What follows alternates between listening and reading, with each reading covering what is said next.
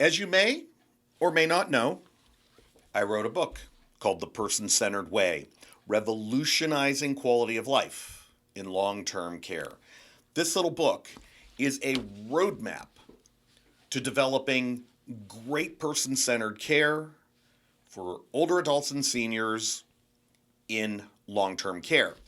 And my topic today, thanks for stopping by, I'm Dr. Jim, is person-centered care, specifically though, for older adults with chronic illnesses.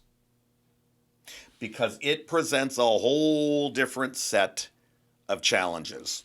Let me explain. By now, healthcare and medical professionals know that person-centered care is the gold standard in planning, delivering, and quality of care for people both young and old throughout healthcare and medicine, period. It's received a great amount of attention, though, specifically in skilled nursing facilities across the country, because they really needed to shake that old medical model, that institutionalized model, shake it out, hit the reset button, change the culture to a person-centered place to live. So they got a lot of attention. Now, as our population ages here in the U.S., more attention is being paid to how person-centered care can be applied to older adults and seniors who have multiple chronic illnesses. Here are some common ones that I'm generally referring to: hypertension or high blood pressure, high cholesterol, and the two go hand in hand, arthritis, coronary heart disease is common, diabetes, chronic kidney disease, heart failure, depression, Alzheimer's disease and other forms of dementia, and chronic obstructive pulmonary disease. Those are some of the big ones.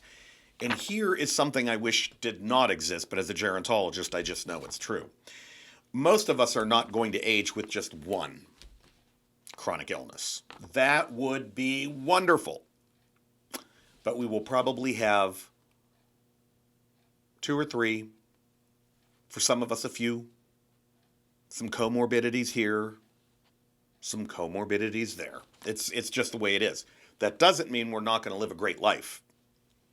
Science, medicine, healthcare, prevention, everything else, technology, we could live a long, wonderful life of quality and meaning. Here are some elements of person-centered care that I'd like to share with you.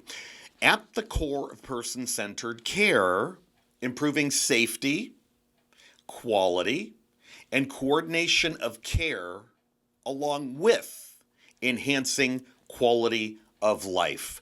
These are all driven by the multidisciplinary team, medical team, healthcare professionals, and the older adult. The older adult should be right in the center of that circle of care, okay?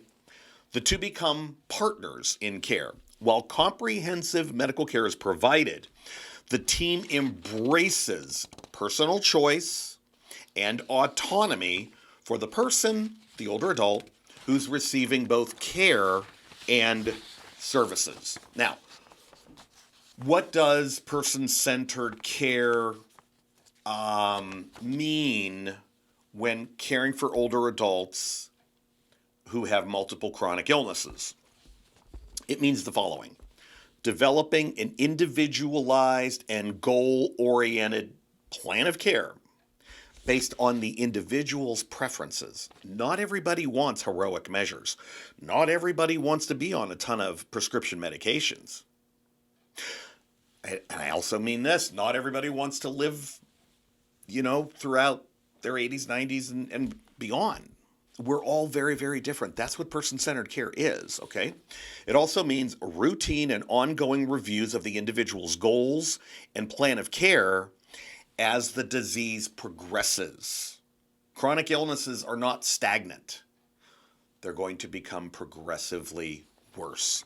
Care and services provided by an interdisciplinary team will make the individual the center of the care process.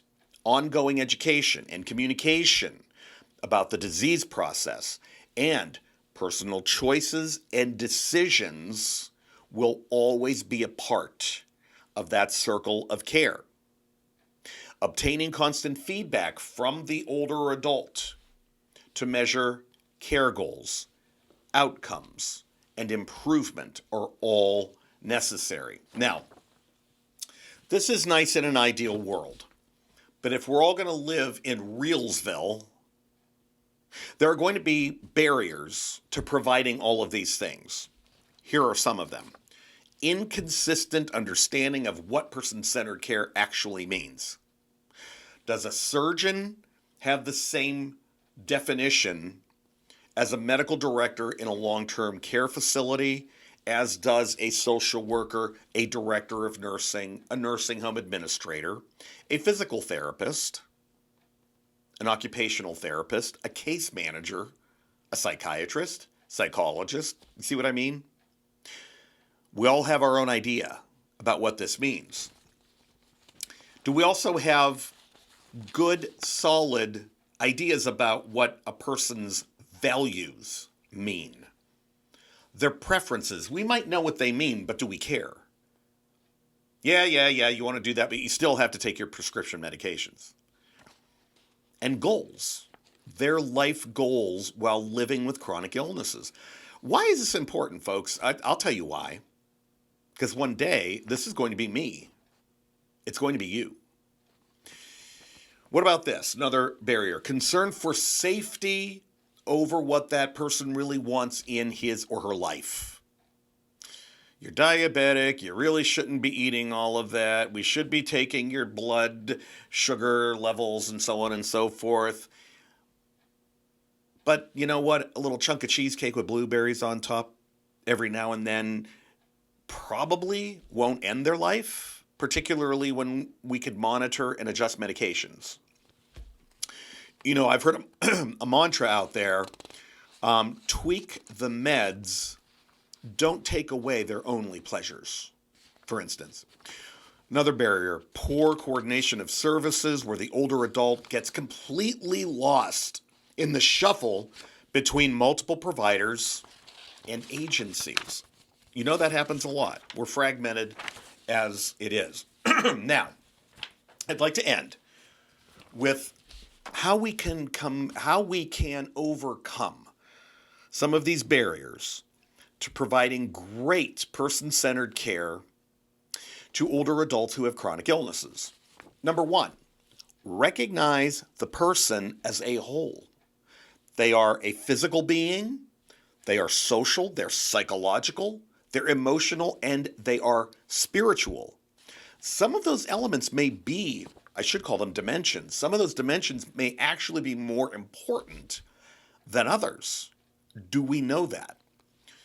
Understanding the deep complexities associated with the person's culture, their country of origin, their beliefs, their values, their principles for living. Do they want to be put on life support? Do they want a DNR? Is that within their scope of their spirituality? Putting oneself in their shoes, meaning going above and beyond to understand their life experience and their perspectives. I can't even fake it. When I look into the eyes of an 88-year-old person who's lived a good long life, they are tired and they just don't want to go through painful procedures, surgeries, therapies, cupfuls of medications every day. I can't sit there and say, oh, I know how it is. I know what you mean, because I'm not there yet. I don't know. But I can really try to empathize. I could really try to say to myself, Jim, if I were that 88-year-old, what would be important to me at that stage? I know I'm kind of going into philosophical areas and ethical areas here, but folks, this is going to affect all of us one day or another. So, providing a holistic approach to the person and their condition is a good thing to do, including their lifestyle.